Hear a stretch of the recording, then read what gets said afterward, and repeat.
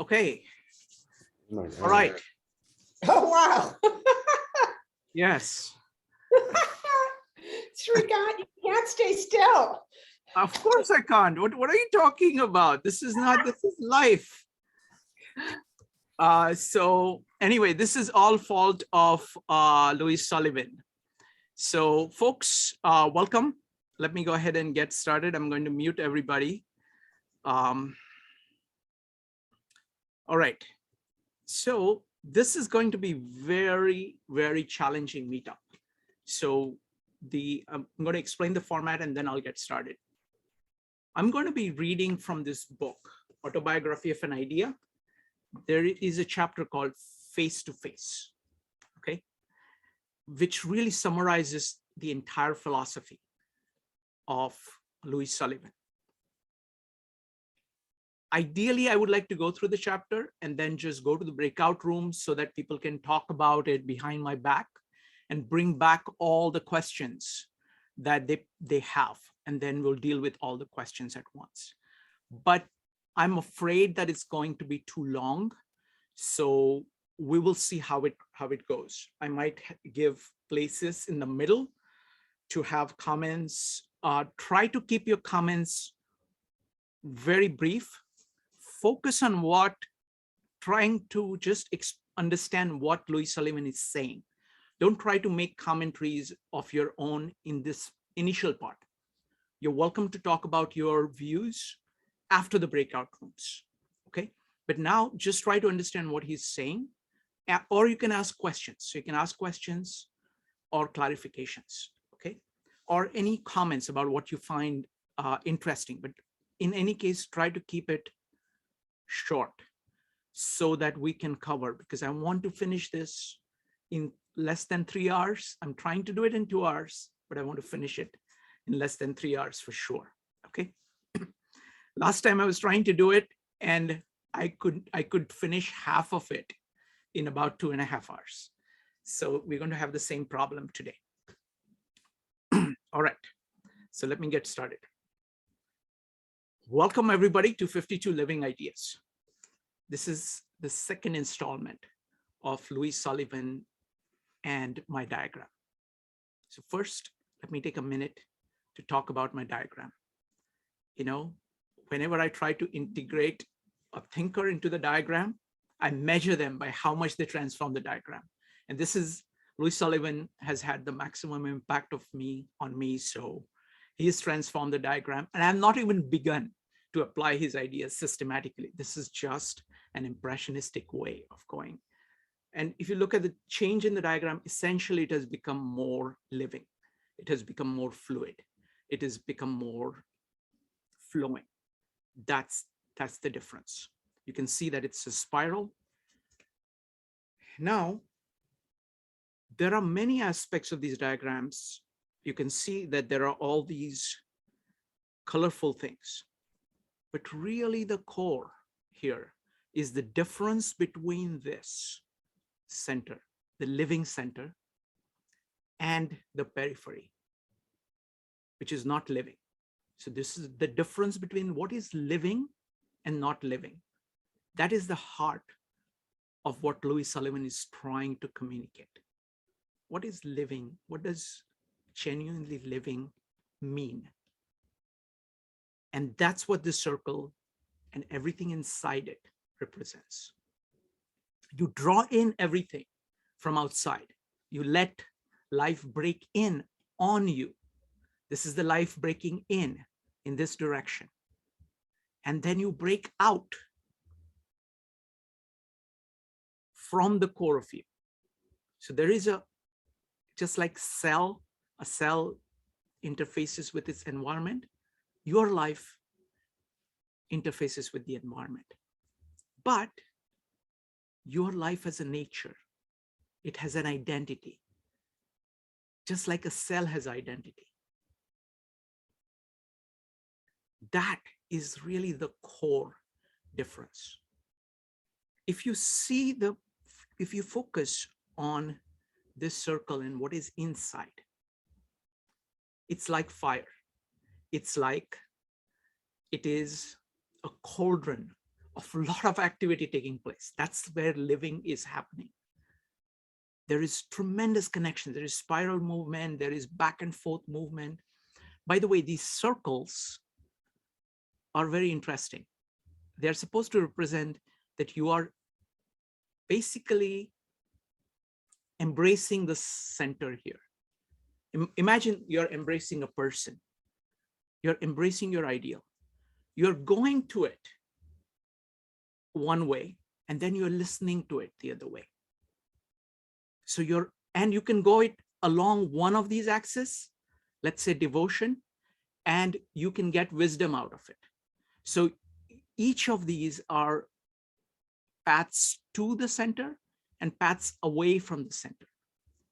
And you can choose, between them all the time in order to tie this center and your life together, which gives your life an identity. Now, this is so difficult to talk about, okay? And I don't have good words to talk about it. So I'm going to have Louis Sullivan talk about it. The best way you can talk about it is poetically. But if from this entire presentation, all you get is that there is a dramatic difference of living in this center versus surviving here. That is the most important concept here. The difference between living focused on this center. See, this is a living center. This is a unit. This is the identity of your life. And this is peripheral. Making that distinction clear is all Louis Sullivan is about. Now, I don't do this usually, but I'm going to try this. I'm going to play a video discussion. All right. So firstly, any thoughts on the diagram itself? So we'll start with the ego. I thought the ego was a core thing, core point here. Self-awareness, what is periphery? How do you manage periphery? How is periphery different? So there is a whole bunch of questions about periphery.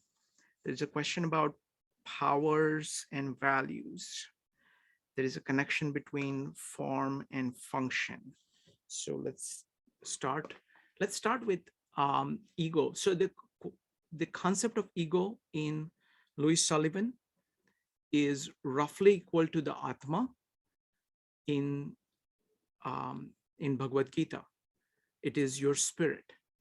It is the core of your being. That's what he's talking about. I mean, never get hung up on words, because people use words to mean exactly opposite of each other. So his concept of ego refers to that. So let's talk about ego. Anything else people want to say about ego? What did you think about what he has to say about ego? Because we did, he had this entire poem to ego that we did last time.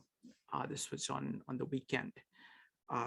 So he's simply saying that ego is your I am, the base of your choice. I am, I will, root of your choice, root of your moralness, your initiative power. That's what he's referring to, the core of your being, your kind of going out from it, your consciousness, your ability of self-consciousness, your ability of being conscious, your ability of directing your attention. All of that is kind of collapsed into the ego. So in his view, it's the Atma. So that's what ego is. So any questions and any comments on that concept? Because that's really the heart of he's basically describing this dot here in the center here with the ego. Maritza. So I actually want to read a little. I know I made the poor joke earlier about us reading until 2 a.m. and I do want to read a little piece that Sure. You didn't get to, but I think it's it's a good bit for right here. Thus in portrayal stands man the reality, container of self-powers, a moving center of radiant energy, awaiting his time to create anew in his proper image. A moving center of radiant energy. I will say, Shrikant, that when I saw this newest version, I was like, he read that line and that's what he just restructured his diagram to look like.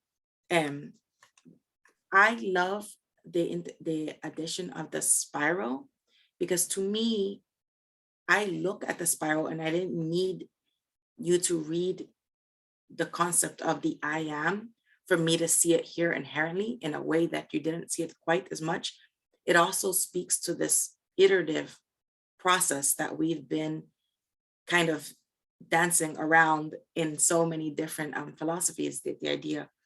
I will say that for me, I was a little surprised to hear about to hear people struggling with the term of ego. And I think it's because I do identify so strongly with, the importance of the I, my favorite line, in order to say I love you, one must first acknowledge the I. So I think that's what I hear when somebody says, the center is the I, identity itself. I'm thinking this is the very core. And it just seems natural that from there would extend something positive. But I do like that Louis Sullivan does take the time to name it in so many different ways, because it forces the mind to divorce itself from a one title for that center. So I do like that there. And for this concept of the I am, the central, the free spirit, it's nice to remember that it doesn't have to be it doesn't have to be a God-like figure. Or even more empowering, you yourself can be your own God-like figure, which I mean, there is a, kind of a poetic beauty to that for me. Wonderful. Thank you. Thank you. And I also appreciate any comments on the diagram. So I'm glad that you like it. Next up is Evanik. Yeah, two things about the diagram itself. Like I noticed, and I was trying to figure this out for a while, like the spiral, and I'm like, oh, it's the cyclical thing. Like, so it, like the way I'm looking at it is the center, and then there's like this circle. I don't know if you can see this, but like it just goes around and around.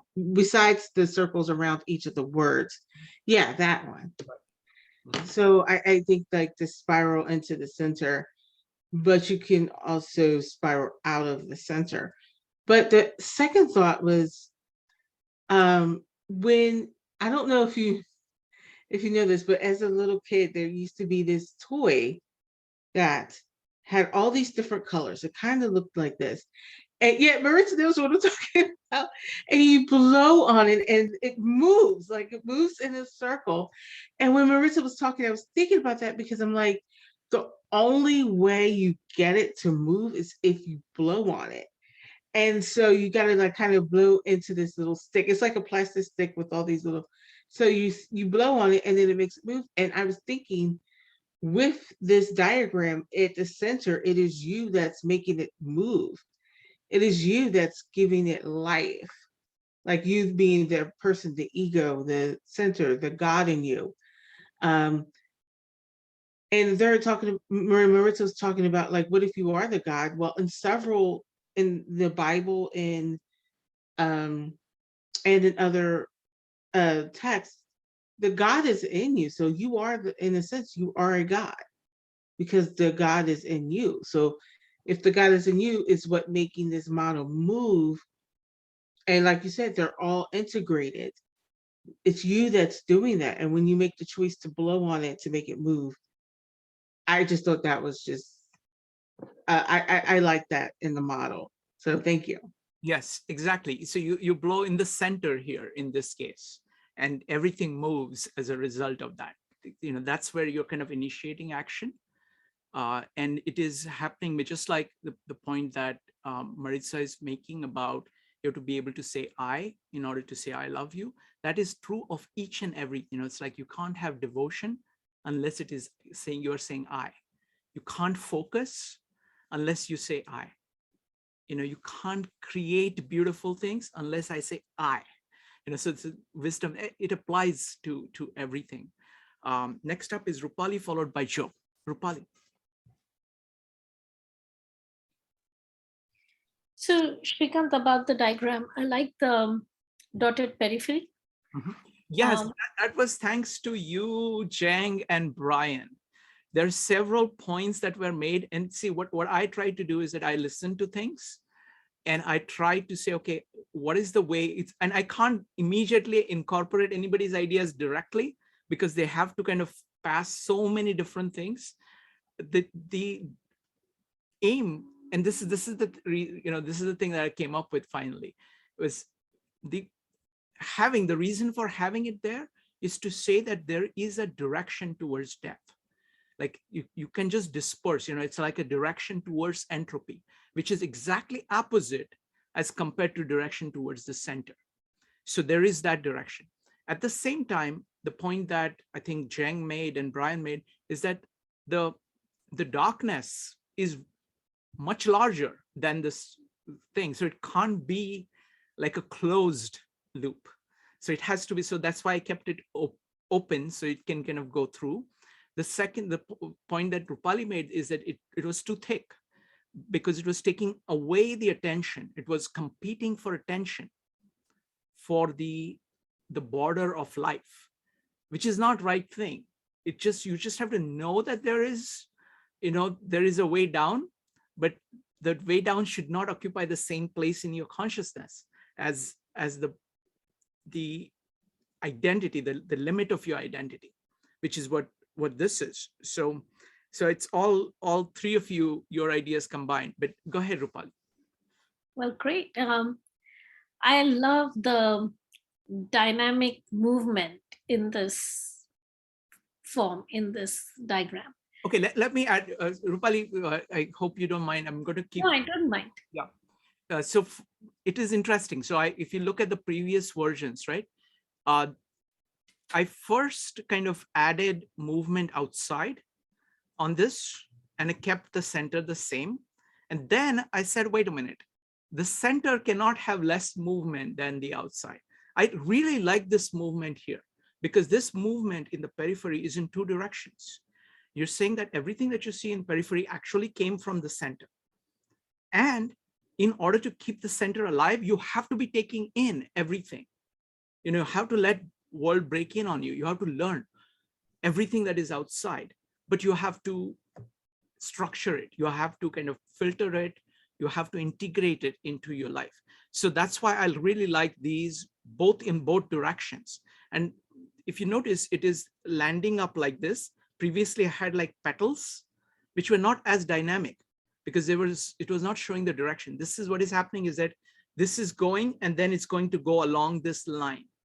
So it is showing the kind of almost the depth much better than a petal. And it is also at the same time acting. And then I said, okay, if there has to be dynamism here, there has to be more dynamism inside. So inside I've kept these radial things the same so that people can easily distinguish between them. That is important. And then I've done these circles. So first idea was circles. Now circles, actually, I've not talked much about it, but it's actually a very interesting concept. It's the idea that you're having conversation with the center. It is like Arjun talking to Krishna. It is you having a conversation with Jesus, or you're kind of embracing your ideal. And left hand and right hand is very different. Left hand is connected to your right brain. It is like taking in stuff, and right hand is doing stuff. So it is you saying something to the center as best as you can imagine it, and then you getting something from it, learning from it. So it's like a conversation. This is like a conversation with center. And you can go from the center over here along the beauty axis over here, and then you can go back to it through discipline, or you can go back through it through love or devotion.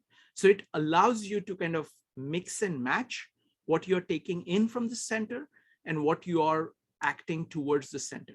So it's a kind of so that was one thing. And then I really worked very hard on the spiral, because it cannot really dominate. It has to be kind of in the background, but it has to give that energy from in a very light way. So that was the kind of the dynamism in the center. Go ahead, Rupali.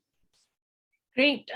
Yeah, I love the integrated circles, because that's how when forms are integrated, that's exactly how it would work.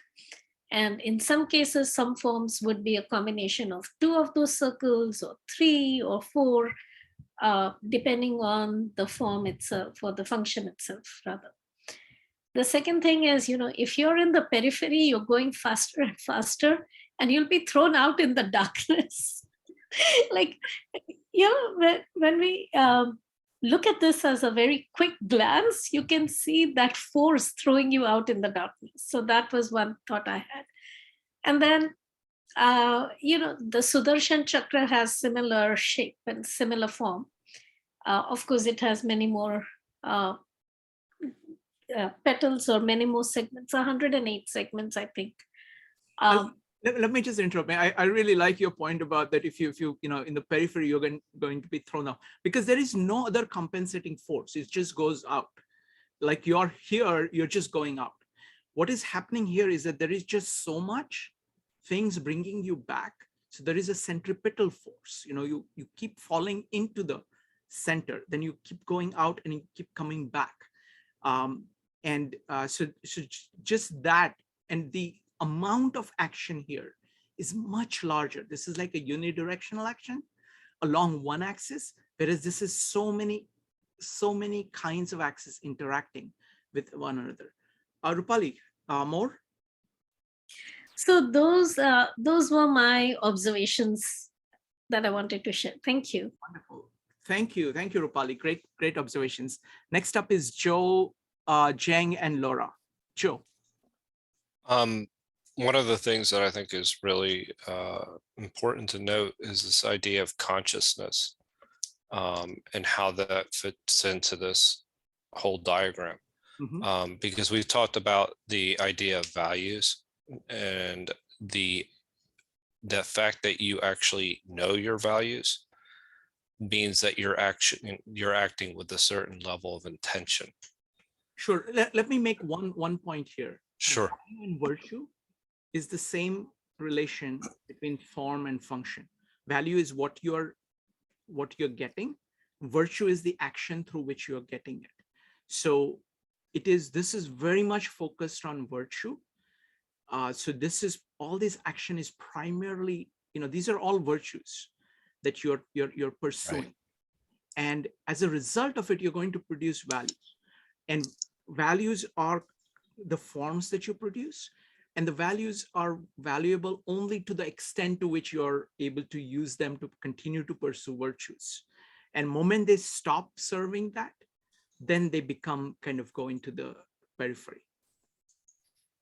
Yeah, that's an excellent point. And I think that this is and it's a critical point too, because when I'm saying means consciousness, that it actually means that you've really consciously thought, you're self-aware that you're actually in which direction you're actually moving. You're not just existing. And that's the distinction between those two. I forget the line that Louis Sullivan had, where he mentioned dogma as being problematic, and taking you away from your center, essentially. Dogma is simply this, thoughts here. Right. Dogma. That's all it is. And center here is the consciousness is right here. That white center is is your ability to be self-conscious, kind of yours directing your mind, your ability to pay attention. So this, if you want to look at this entire field here is focused on that, on attention. This is in Bhagavad Gita, this is called the Dhyana Yoga or Raja Yoga. This is like the white hot kind of focus of attention. And here there is no attention. There is, just reaction to things, but you're not conscious. You're conscious, you're kind of just reacting to things emotionally. You're not just asking the question, what is it? Go ahead. And no, and that was another point that I was going to make, is that the periphery is essentially what you would be calling maybe the hedonic treadmill, in a way. Yes. Because you're constantly, striving for something that's actually not necessarily going to get you to the place that you need to be. So if you're managing yourself to your feelings or to your thoughts, not that those things aren't important, but they actually take you away. And it's kind of just something that it's kind of becomes something that is ultimately harmful to you. So anyway. Wonderful. Thank you. Thank you, Joe. Next up is Cheng. Cheng, what do you think? Yeah, I really like it. I think it's such a big progress since I saw it last time. And I just want to point out, I really like the outside, this dynamic, and all when you turn it actually throw you away in the darkness. That's really cool. And also the center part remind me so much about the lotus. Mm-hmm. The lotus is the symbol of Buddhism. It's like yours. It's so peace and calm. So it's all the things around this, like turning around, and the center part, all this like lotus leaves. So it's quite amazing how that, so similar to this lotus. I just want to point that out. Yeah, no, thank you. Thank you. I mean, what happens is that you keep working on it and you try to kind of like, for example, I like this entire kind of flower pattern in here. You can notice that it is like in like small petals here, and then bigger petals here, and bigger petals here, and bigger petals here, and bigger petals here. So it's like and what it does is that it does create a sense of peace, at the same time a sense of movement. So it's a very, very interesting kind of a feeling. Thank you, Zheng. And I really like, it's like, I've not even gone through the book that he has of System of Architectural Ornament, which is all about taking like inorganic design and making it flow, making it organic. But just by reading him, I'm going in that direction. Next up is Laura. Laura, what do you think of the diagram? I like it a lot. I think what's interesting for me is that imagine all of these elements are out there, and on the first spin of them all together, they immediately become integrated, all of them, and they stay integrated. And I think that that's the cool part, is that that's sort of the pin in the middle of the wheel, that, and it stays there, and these continue around and around, and everything gets enriched every time it goes around, and so I really like it. I like that things get integrated. I think it's really important because it's reality. We don't have any singular elements. So I think you've done a great job on this diagram. I think your ability to diagram just gets better and better every time. Thank you. Yeah, it really shows. Thank This you. is really cool. Thank It you. also looks, these outer things look like blades, they sort of look like they cut through things, and maybe in space they're cutting through things that they, will then become elements that go into this circle, perhaps. Wonderful. That land in the circle in some way, who knows? Thank you. So I really appreciate all the comments. The only thing I would point out is that the integration is very deliberate. It's like you have to kind of work at it. If you don't pay attention, you're going to naturally drift, drift out. All the work that you're doing, if you don't watch out, it goes out. You have to kind of keep like tending to the fire. It's like, it's like keeping the fire going. You have to kind of work at it to keep it active. Okay, so I want to take up a few questions. Spirituality. So I want to ask it as a question. We've been discussing spirituality in so many different contexts, in Bhagavad Gita, in the Bible, in Tao Te Ching, and with Sullivan in this diagram. So what is spirituality to you? I'm going, and in whichever form you want to answer the question, you can go ahead and do that. Type exclamation mark here. Go ahead. So here he talked explicitly about spirituality. He's saying that your I am, that is really the core of your spirit. Okay, Jyoti is asking a question. So the periphery in this diagram is not necessarily negative in nature. Okay, and her audio is not working. So this is very important. What happens is that this is the integration of your life. Everything in here is living. It has a function of supporting. Everything here is a choice. Everything here is moral. You're trying to make things as good as possible in every dimension. Periphery is when something no longer kind of matches that, and it's kind of is being thrown out. At the same time, there are all kinds of things in the periphery. For example, other people's ideas, though they may be fully integrated in their mind, are not integrated in your mind. So they start out in the periphery, and you have to see if they actually make sense to you, if they are true, and if they are something that is going to add to your life, in which case you accept them and you integrate them into it. So there is a continuous commerce taking place between this, which is your life. World is much greater than your life, and you're continuously open to the world, taking in what world has to offer you, rejecting things that you don't think are true or good or beautiful. So this is like a cell wall. This is like a living thing. So periphery has everything. It has all the negatives, but it also has a lot of positives, a lot of upsides. But they are not integrated into your life. So it has both positive and negative. Now, a person who is focused on the periphery, he's turning his back on life itself. So he's refusing to integrate. He's refusing to take the responsibility. He's refusing to be conscious. So the difference is not that periphery exists. It is being attached to periphery. Bhagavad Gita puts it that way. It's not that that body is not the problem.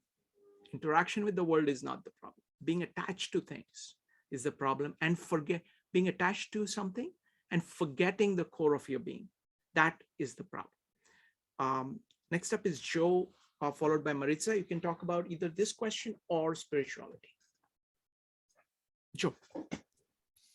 No, I mean, I think that that's a very important point. Yogeshwar, made sure to, and during our Bhagavad Gita meetups, to really speak about how the periphery in and of itself is not a bad thing. It's when you manage yourself to the periphery that then becomes the problem, is that you're taking yourself away from the center as opposed to moving towards the center. And that's essentially a problem of integration. So where you're unable to essentially integrate your thoughts into wisdom, into knowledge, into action, to knowledge applied. So that's just one particular example, but this is again, and the second question was about spirituality, if I remember correctly. What is spirituality to me? I mean, spirituality can mean a lot to a lot of different people. So, I mean, I don't think that there's one particular answer.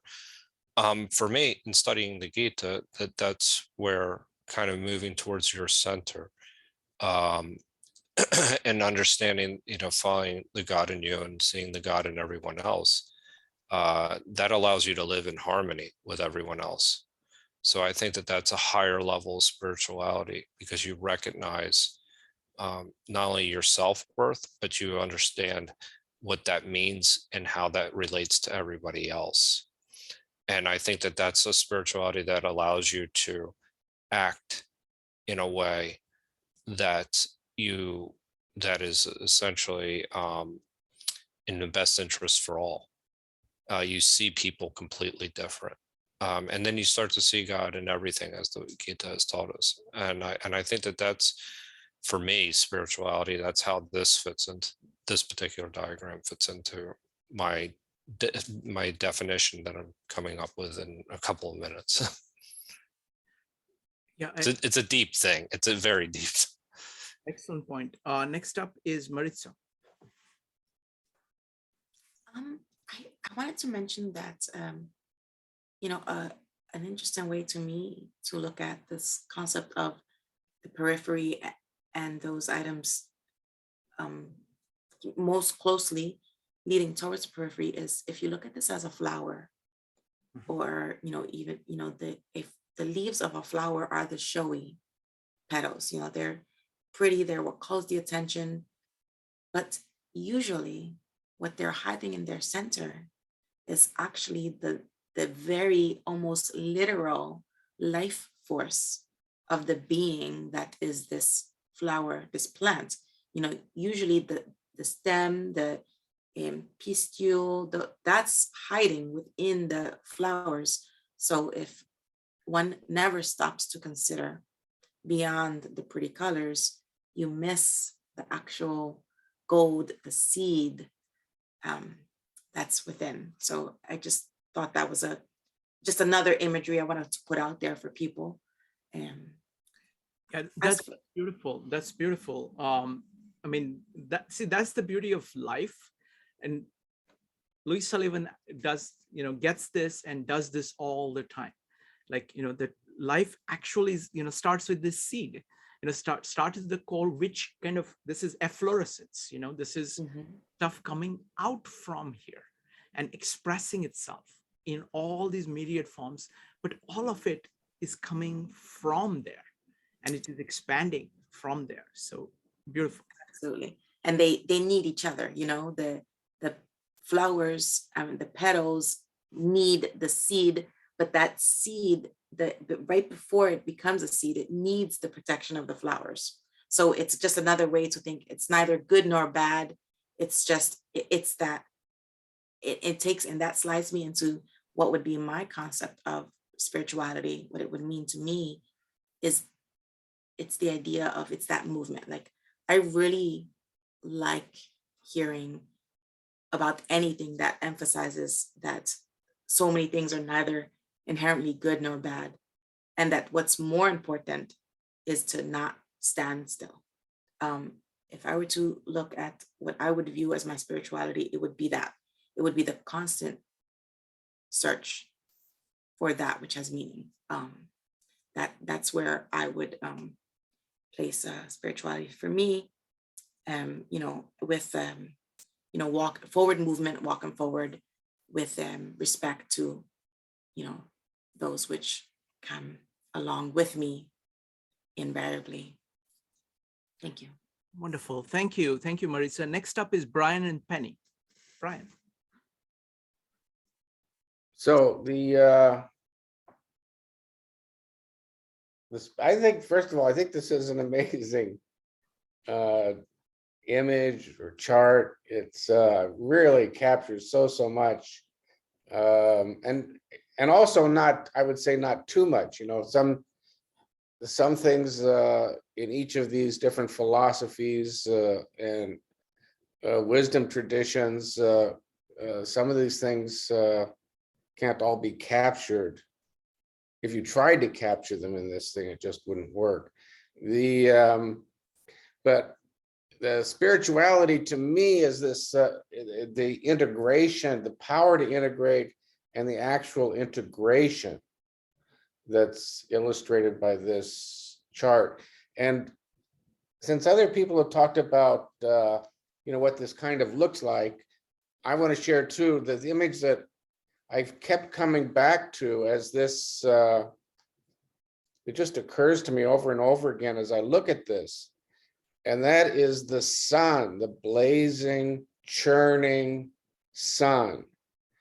And that this could be seen, and that's the kind of sun that you can see now with the super powerful telescopes, with the churning power of combination going on inside the sun. That's the integration, and these plumes of flame that are coming off. And to explain that and understand it, you need to capture it with a schema, and that's what, to me, that's what this is. This is a schema that captures that kind of burning cauldron of combination and integration that I think is for me is best symbolized, now that I see this, is best symbolized by the sun. And all of these elements that are on the outside, like expression and thought and all that, those are elements, just like oxygen and hydrogen in the sun and all the iron and other things that are there. These are the elements. And as they get pulled in, they get involved in that combination, the combinations that are happening in there. And it generates this tremendous, just a tremendous energy from combination and integration. And that to me is that spirituality. Oh, beautiful, beautifully put, Brian. I mean, exactly. I mean, the thing is, I mean, one of the conceptions I'm working with, it's just light. Like, this is light, this is like, Naneshwar talks about having this sun at the core of your being. That's what this is. And exactly, it's like everything else is elements. This outside is elements. And this is all of it together, all of it jostling with one another in order to kind of integrate itself. So it's kind of, everything is being integrated. It's also the center of gravity, of focus. You're kind of bringing everything in, you're relating everything to everything else. There is also kind of movement, outward movement, there is inward movement, and there's just like, and that's exactly what, I think the sun, what you said, captures it beautifully. Thank you. Laura. I think what's really cool about this is, like you said, you might have thoughts and some of it might be brought into the circle. What happens here maybe somebody else wouldn't have thought about that, but because it all gets integrated all the time, that brings those thoughts into somebody. It enriches somebody else, just by the inherent nature of how it works in the diagram. So thoughts gets integrated to expressions, which gets integrated to attentions. So while these may be separate outside, definitely once one brings one piece of it into the inner circle, it becomes everything becomes part of the circle in that sense. Wonderful. Did that make sense? Yes, thank you. Thank you. All right. Thank you. All right. So let's see how we're doing on time. Okay. Let's see here. Brian, go ahead. Yeah, I did have one other thought because you touched on it in your response to me. In thinking through the sun metaphor, people immediately think of heat and light when they think of the sun. And I set that aside as I was thinking this through, more in terms of chemistry and even alchemy, that there are combinations happening inside this inferno, and that the heat and the light are just evidence of those combinations happening. And that is that so you can see the light, you can feel the heat without, it's like you can hear Jesus' word, or you can hear Krishna talking, and you still don't get it because you're not doing your own combinations. You're just looking at their heat and light. So that's to me another part of it. That's why I like that song, Standing Outside the Fire, like, because this is like, that's the best statement that I've seen of this, of saying, actually standing here in the center, it's a lot of heat. You are actually doing a lot. Whereas here, there is no responsibility. Like it's easy. You're just drifting. You're not doing anything. Whereas here, it's like you're saying, okay, I'm going to do this. I'm going to face everything, and it's going to be hard, and I'm going to put it together. I will. So just that's why I like that song. Yeah, that's a great song. I like that. I'd never heard it, but I think that's exactly appropriate. Yeah, I mean, it's a country song. It's a little repetitive in terms of musicality, but that line is so good that, standing outside the fire, life Yeah. is tried, but merely survived if you're standing outside the fire, because that is easy. That is easy. That's just drifting. Maritza. So I'm glad Brian reminded us of the song. So I actually know I know that song, and I really do like it. I hadn't seen until you just made the comment about light and the sun. I hadn't seen the corollary to the song, and I have to say it made me think of a poem. It's so Aurea Mountain Dreamer has a poem, The Invitation, and she says almost that exact line of where she wants to know if you can stand in the fire, but it's just outside the power, it stands the fire and stand strong. And I like the she also the last line of the poem I was thinking of, because I feel like it's a good thought process for that center. And she says, I want to know if you can be alone with yourself, and if you truly like the company you keep in the empty moments. And I would imagine that one can only say yes to that question if one is standing closer to the center than the periphery. So I just wanted to share that. Wonderful. All right, folks, this was great. Let me see if I want to do anything else here. We've done with powers, function, choose, self-awareness. Okay. So, I mean, the biggest thing that I get, see, I love Louis Sullivan. And the biggest thing I get is I am really blown away by his ambitiousness of saying, okay, what can this do actually? And I have not kind of taken on this, I've not followed up on this line of thought. We stopped before he goes into this in great amount of detail, where he says, okay, suppose you get this and other people get this. What happens? What does the civilization look like if you can actually, if people, instead of being afraid of each other's shadows and just playing with the periphery, if they can stand here and look at others from this vantage point, what kind of civilization does it create? So that is something that I really look forward to exploring further. So any kind of idea about kind of social implications on it? We didn't get into that in this thing, but Joe.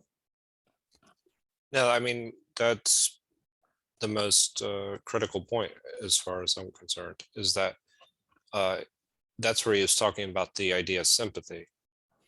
It can only be achieved by going to the center. because you actually know what it takes to get there. So then you have sympathy and empathy for everyone else. So any kind of achievement that you have in general, that you start to understand what it took to achieve something. And then you can look at others differently. But if you're just drifting and following everybody else and doing what everybody else does, you don't have an appreciation for what is then built. So that then all of a sudden, then you lose your ability to be sympathetic and empathetic towards others.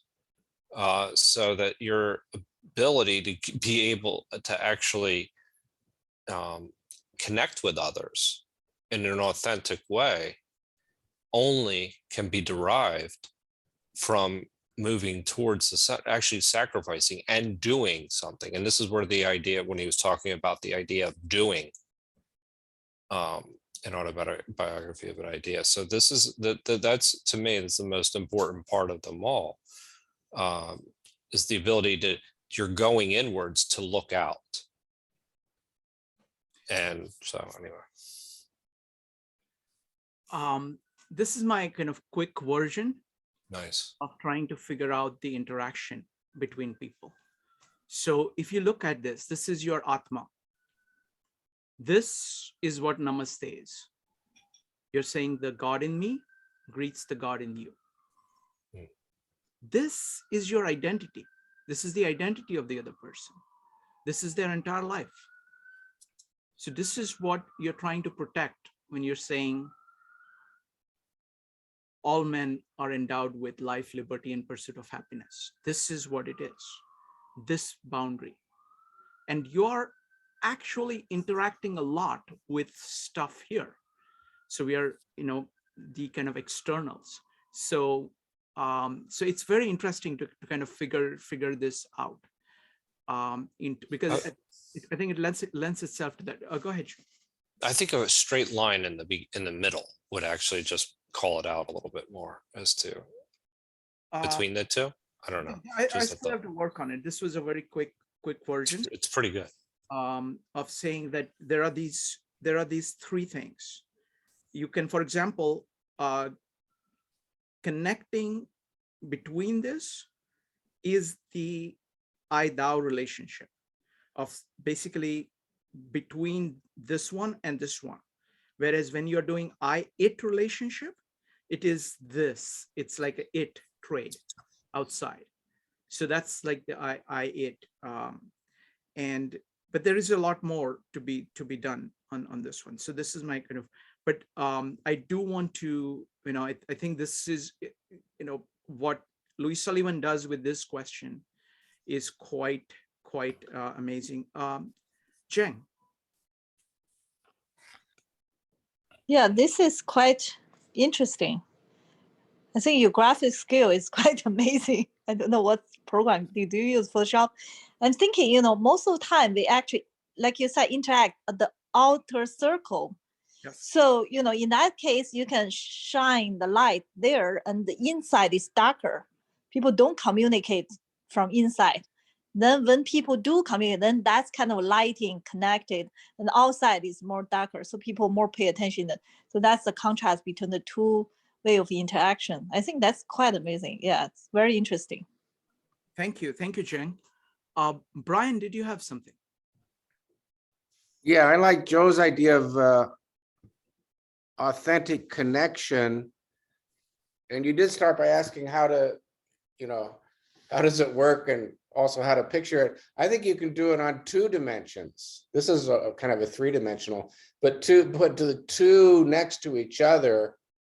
And remember that on the outside, all the things on the periphery are the feelings, thoughts, and tasks and the rest of which you are aware. It's not necessarily your thoughts. Mm-hmm. And so it can be thoughts that others have put out kind of from their if they're authentic, if they're doing it authentically, they've put out from their combining inside their self, and they're putting that out to you, And it's something that, you know, if you're communicating, you become aware of. And then you decide whether to integrate it into your spiritual efforts.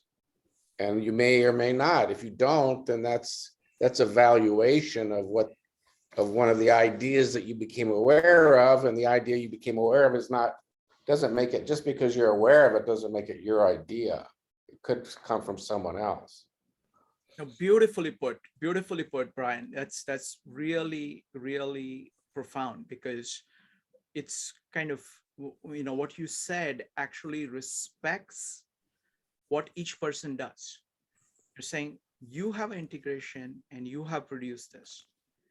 Only when I have looked at it and integrated it myself, or chosen to incorporate it into my life, then it is, you know, then something has been transmitted over.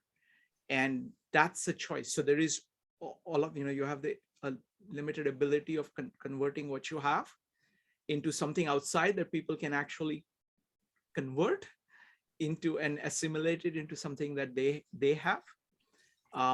And so there are like this multi-step process, and not necessarily always, you know, it's not given, you know, it's like each of us has a choice of what we're going to do about the things that are presented to us. And that's critical. It's like, it's that cell's, you know, right to say, oh, this is poison, this is not food, or this is just junk, and being able to distinguish between them. It's a great point. All right, folks. So this is so much fun, and I look forward to developing this further. And thank you very much for your, you know, all your comments and all your kudos. Really appreciate them. And I'm going to be gone I'm doing the Thursday and Friday. I'll be gone on Saturday. And then I'll be back in about 2 weeks.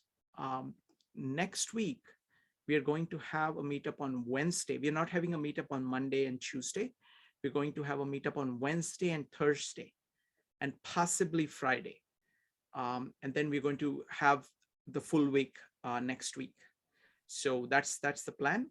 And then I'll be back on the following Sunday. All right. Thank you very much, everybody. We'll see you soon. Bye. Good night. Good night. Bye. Bye.